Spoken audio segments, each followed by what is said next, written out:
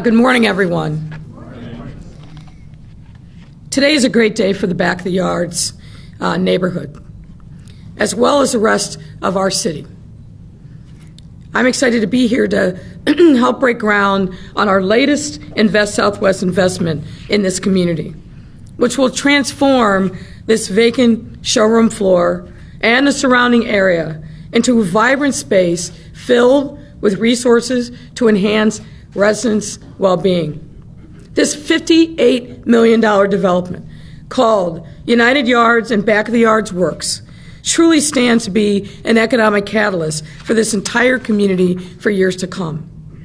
Encompassing 3 blocks, this project will feature 51 affordable apartments for families, 9,000 square feet in retail space for locally and minority-owned small businesses, a 15,000-foot federally qualified healthcare center, Friend Health, a new 6,500 square foot retail building and public space, and a 7,000 square foot opportunity hub, which will provide entrepreneurial support and job training for the technology field.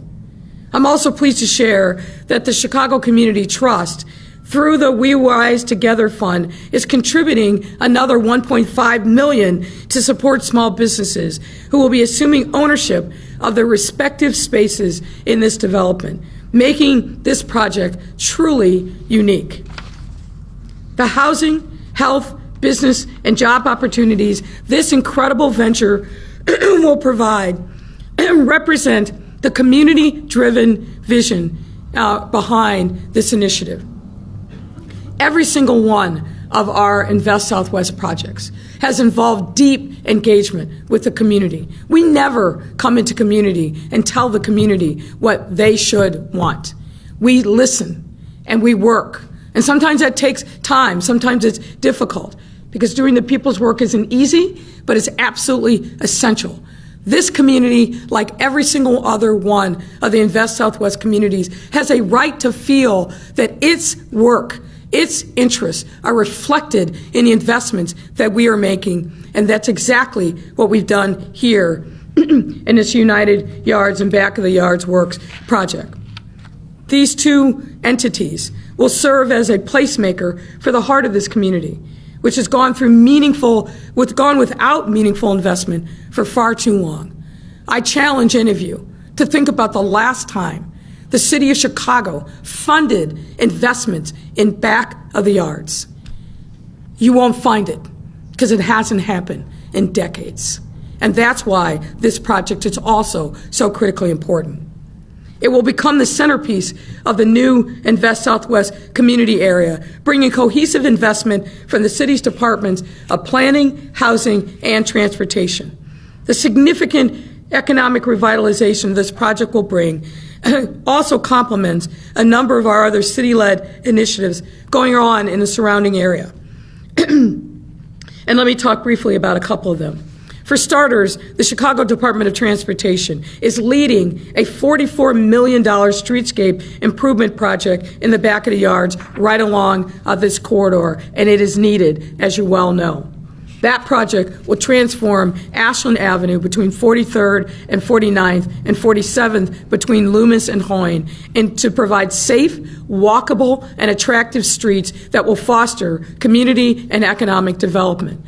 A crucial part of everything that we're doing at Invest Southwest is making sure that these commercial corridors are inviting to residents, to customers, shoppers, so that we create the front door of these neighborhoods with the community, but we do it by making sure that the surrounding streetscapes are as beautiful and as representative of the communities as possible. This marks the third Invest Southwest streetscape project that we're breaking ground on. In addition to Back of the Yards, CDOT is implementing other streetscape improvements along the 12 key commercial corridors that make up Invest Southwest. Encompassing 20 miles of arterial streets, these projects represent more than twice the mileage of all streetscapes completed in the 10 Invest Southwest community neighborhoods since the 1990s. Folks, this is a very big deal. So for those out there that say, oh, this is just warmed over hash from the previous administration, the numbers, but also importantly, the investments that we're making tell a completely different story. This effort will ultimately support the Invest Southwest initiative in reactivating neighborhood cores that have historically served as the focal points for pedestrian activity, shopping, services, transportation, public spaces, and quality of life amenities for local residents. Every single time I'm in one of these Invest Southwest communities, I hear from the local residents, this used to be, but now is. Now we will say this now is something that we are proud of, something that we own, something that we will cherish and make sure flourishes because of the intentionality of looking past the downtown and the north side and seeing the entirety of our whole city and saying, yes, we too in every neighborhood deserve the support and investments that have been missing for far too long. So back in July 2021, we broke ground on the Chicago Park District's headquarters to allow the district to relocate from its headquarters in Streeterville.